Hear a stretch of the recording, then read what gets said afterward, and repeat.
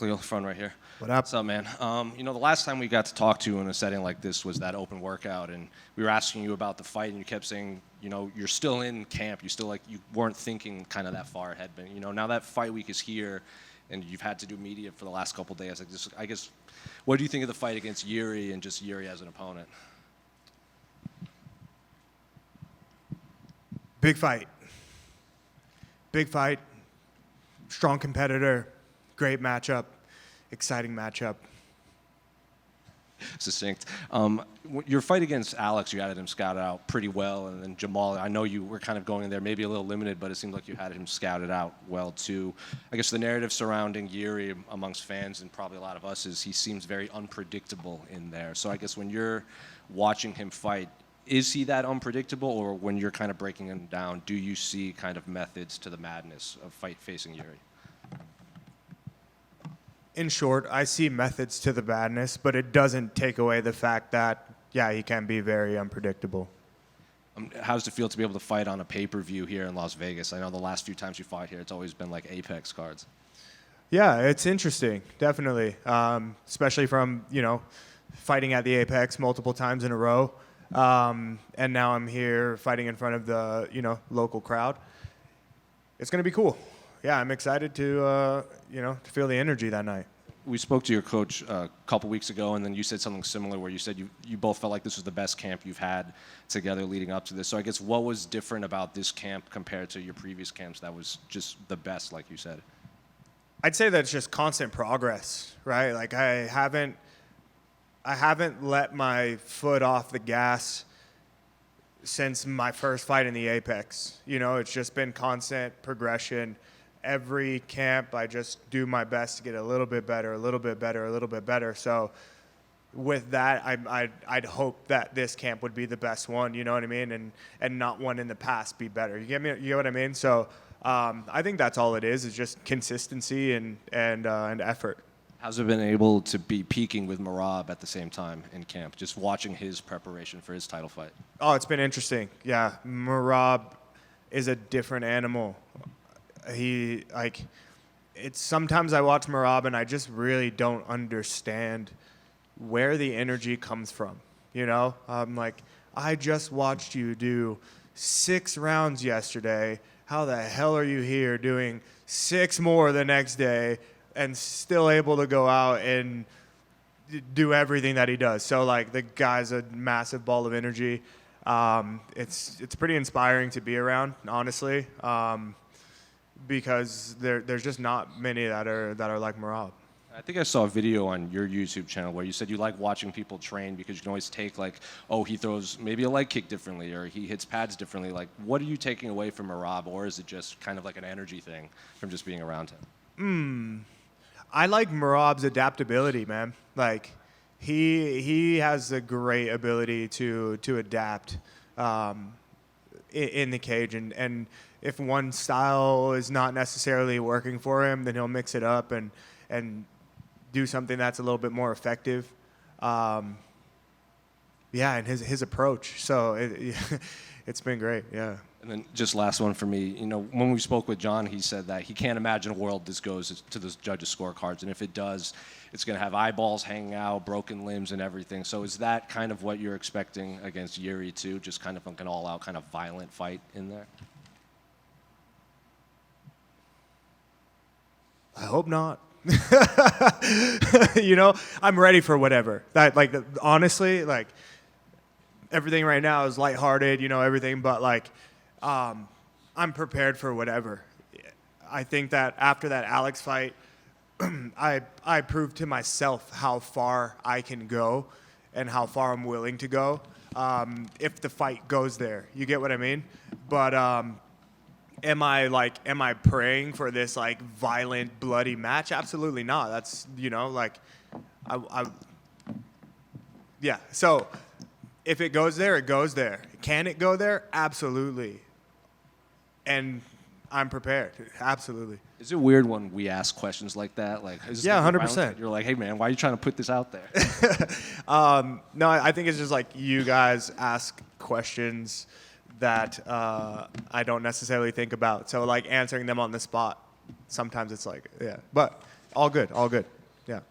Here, Khalil. Another one to put you on the spot a little bit. You enter this fight tied for the most knockdowns landed in light heavyweight history with Chuck Liddell and Shogun Rua.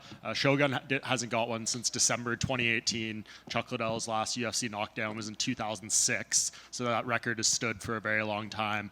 If you got a knockdown in this fight, get to 15, what would that mean to you to be the record holder in this division? Oh, it would be amazing. I love that. You know, like when I heard the first time that I was like, I think I was like right behind Chuck, and I think the knockdown against Jamal or something like that kind of helped the numbers go up. I thought it was cool to be mentioned amongst a Shogun Rua and a Chuck Liddell, and then to like, you know, even surpass that. That would be great. That would be something that that I'd be proud of, and yeah, it would mean a lot to me. It's probably like a better post-career question, but to sit here now and be in there with some of the greatest strikers, not only in this division's history, but the entire sport, can you even like put yourself in the shoes of what that means to you? I would say now that you brought it up, I'm gonna digest it and really take it in and appreciate it, because it is a cool thing. It's a good thing, and oftentimes I can get so caught up on other stuff and being so focused on fighting, you know what I mean? So thank you for actually bringing that up, because today I'm gonna hold that and make sure that you know, that I can walk away with something that I can be proud of today. Yeah. What did you think of the fight between Carlos Ulberg and Dominic Reyes? Oh, great performance. Yeah, absolutely. Man, what a knockout, for sure. Yeah, I mean, he did what he needed to do. Carlos, it sounds like he's coming here. He's going to be cage side. Does this up the stakes of what you and Jiri need to do there if you're looking to make this win one that leads you into a title fight? No, man. I'm focused on what I need to do. Whoever's in the crowd, front row, back row, behind stage, I can't focus on that. So I've got a job to do, and that's what's going to happen. Khalil over here. You've obviously had a very inspiring journey. You were a 300-pound teenager, and you overcame so much to get here. What part of that journey do you think people misunderstand the most?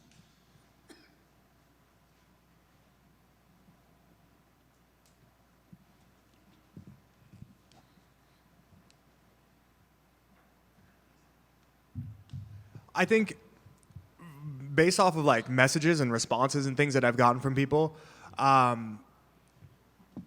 I think that there's like a misconception that like now I have the answers and that I can help. You know what I mean? Like I get so many messages from people asking me, what's the solution? I'm getting into MMA. What advice would you give me? All this. And like, as bad as I want to help, I really don't have the answers. Like, I'm still on a journey myself. The only thing that I can really do is lead by example. And, you know, whether it's the things that I say or if I post on my YouTube or like whatever, you know, whatever I share authentically, hopefully it continues to, you know, kind of give people that like guiding light, you know, but like to have like solid answers, because that's where I come from and this is where I am now. I really don't have them, especially because all of our lives and circumstances are so much different. So, you know, if that answers your question, like the biggest misconception is that, you know, I have the solution. And I really don't. I'm figuring it out still. Appreciate the honesty. So what are you currently working on right now for your mental and physical health, since we're all a work in progress? I think balance is really hard to achieve, you know? Balance comes in, you know, balance like in different ways, you know, whether it's like anger and sensitivity or like fun and work, you know, just like within relationships, within career, within, you know, food, just all that stuff. I've been really trying to find like a healthy balance. And it's been working. Like, I feel like I'm on a good track right now, just based off of how I feel physically. The mental ups and downs are not as steep right now. And I would say that that's kind of the place I'm in. Is I've experienced a lot of highs, I've experienced a lot of lows, I'm still me, so they're still there internally, emotionally, and I'm just really trying to figure out how to kind of like even out the wave versus like this, like the extremes, because I can be very extreme, and just really trying to like, you know, stay within that middle ground of balance. Thank you. Yeah. Khalil. Yep. Straight up. Hey. Talk. To follow up on that a little bit, you were featured in GQ talking about masculinity and just what it means to you, here in 2025. Just wondering, one, it was a very enlightening article, but two, did you get some more feedback? Because obviously that reaches a ton of people not in the whole UFC MMA bubble, and just what feedback did you receive from people who read it? I received some good feedback, from some mentors, from some other men in my life where we're like, oh man, that's really cool. Like I would have never known that had I not, read the article. I think it was a good chance for me to open up on a different platform, because I don't think that UFC fans necessarily care too much about, a lot of the stuff that I have to say. I hear sometimes, I read sometimes that maybe I'm too emotional or this and that. And I understand that it's like, no, it's just not maybe the right audience. You get what I mean? Like most UFC fans are, they want to watch us fight. They want to see, kind of full masculinity. If we looked at it on a spectrum, they want to see full masculine. So the GQ article was nice to kind of reach out and share, who I am and what I believe and what I think with a broader audience. And it was cool. Definitely like a bucket list thing as a man to be, featured in GQ. And yeah, it was really cool. And I can't wait to do more. Yeah. I asked this one a little bit for your reaction. In the event that this fight with you and Jiri does turn into a bloody battle, what is the plan for your skincare routine? Because we've learned that it is a very big part of your life through the embeddeds and all that. Dude, honestly, I have no idea what the plan will be after that. I mean, it's probably going to be plastic surgery, dude. I don't think that there's enough serums and, and oils and stuff that are really going to, fix big scars. So I don't know. I'll answer that after. Hopefully, I'm not in that state. Thank you. Yeah. Khalil, right here. Yo. I have maybe stupid questions, but watching the embedded before the fight, UFC made a vlog, and I seen you were playing with the cats. Yeah. Does it help you out to like be more relaxed before the fight? Do they really help? You have 3 cats, I believe? Yeah, I have 3 cats. 2 of them we brought over from Thailand. During COVID, I was in Thailand, and my wife and I adopted 2 cats and brought them over. And then on my birthday 2 years ago, I went and adopted another one. So the collection is growing. Nice. But yeah, I have a deep connection with my cats, man. They're so sweet. When I get home, it's different than like a dog energy, right? Like you get home and the dogs are like fired up, take me for a walk. But versus like when I get home and I plop on the couch from a hard day of training, my cats will just come like lay on my head or, just do all these things. So it's a great balance from working hard in the gym, loud sounds, pads cracking, sweating, bloody, blah, blah. I come home and then, I got my wife and 3 cats. It's like home is a very peaceful place. Yeah. Thanks. Quick Yo. one for Khalil. Thank you for taking the time. Yeah. Speaking of balance, we've seen you main event with Jamal. We've seen you fight for the belt in Utah with Alex. A little bit of maybe about, is it a good thing to downshift, home field advantage, 3-round fight? Does that kind of tweak things a little bit in a positive? I think that, so if we're like speaking about balance, this has been such a contrast to the Baku fight against Jamal, because for one, we traveled very, very far to get there. And once we got there, I mean, fans in the airport, fans everywhere. The fan energy was through the roof for 2 weeks straight because I was there for a really long time. What else? Everything was new for me. I'd never been to Baku before. There were so many new things to experience, new food, new culture, everything. So the excitement, everything was like really high. It was at the peak. And now that I'm home, everything's been same routine every day.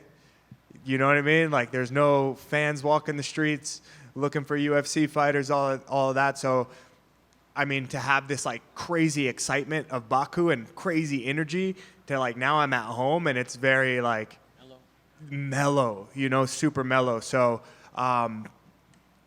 when I talk about balance, I'm trying to,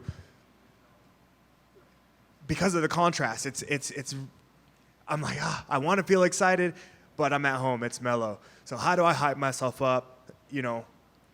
But overall, it's good, and I think on Saturday night, we've got no choice but to feel the energy. I feel like T-Mobile Arena is going to be electric that night. Thank you, sir. Good luck on that balance. And Thank good luck you. on Saturday. All set? Thanks, guys. Appreciate you.